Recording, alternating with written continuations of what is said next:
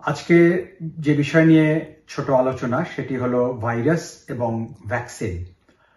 আর 2-1 মাসের মধ্যেই শীত এসে পড়বে এবং সঙ্গে নিয়ে আসবে কয়েকটি ভাইরাস, যার মধ্যে ফ্লু ভাইরাস এবং আরএসভি বা রেসপিরেটরি সিনসিটিয়াল ভাইরাস অগ্রগণ্য।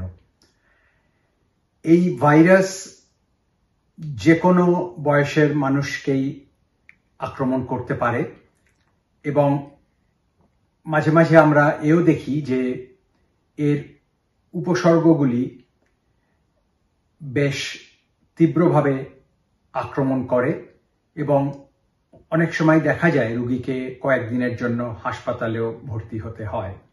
যদিও সাধারণত এই অসুখটি প্রাণঘাতী হয় না।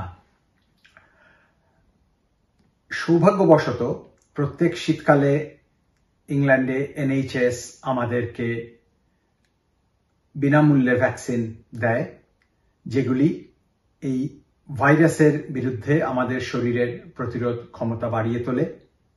এটির কোনো নিশ্চয়তা নেই যে ভ্যাকসিন নিলে আমরা ভাইরাস দ্বারা আক্রান্ত হব না, কিন্তু আমাদের এত দিনের অভিজ্ঞতায় আমরা নিশ্চয়ই দেখি যে ভ্যাকসিন নেওয়া থাকলে ভাইরাসের উপসর্গগুলি অনেকটাই হালকা বা মাইল্ড হয় এবং হাসপাতালে ভর্তি হওয়ার দরকার প্রায় পড়ে না বললেই চলে।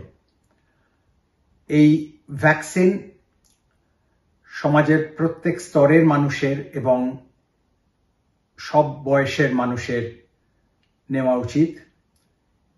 শিশু, কিশোর, কিশোরী, যুবক, যুবতী, প্রৌঢ় অথবা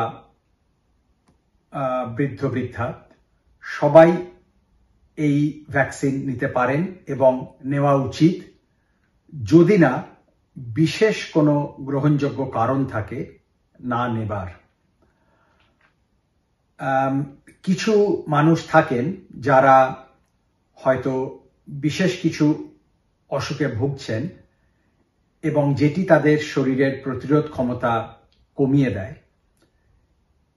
এই জাতীয় রোগীদের ক্ষেত্রে এই ভ্যাকসিন অতি আবশ্যক এবং গর্ভবতী মহিলাদের ক্ষেত্রেও এই ভ্যাকসিন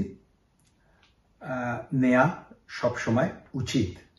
এই ভ্যাকসিন আপনাকে প্রতিরোধ করবে ভাইরাসের বিরুদ্ধে এবং উপসর্গগুলি হালকা হবে এবং আপনার শরীর থেকে অন্যের শরীরে ভাইরাস সংক্রমণ হওয়ার হারও কমাবে।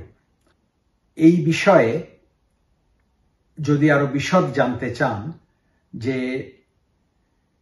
কারা কারা এই ভ্যাকসিন নিতে পারেন এবং কিভাবে তারা সেটি নেবেন, সেক্ষেত্রে আপনাকে নেটে গিয়ে সার্চ করতে হবে NHS GM উইন্টার ভ্যাকসিনেশনস, বা এইটি আপনাকে নেটে লিখে সার্চ করতে হবে, যেটি আপনাকে এই ভ্যাকসিন নেয়ার ব্যাপারে আরো বিশদে জানাবে এবং অবশ্যই আপনি নিজের জিপির সাথে যোগাযোগ করে এই ভ্যাকসিন নেয়ার বন্দোবস্ত করতে পারেন।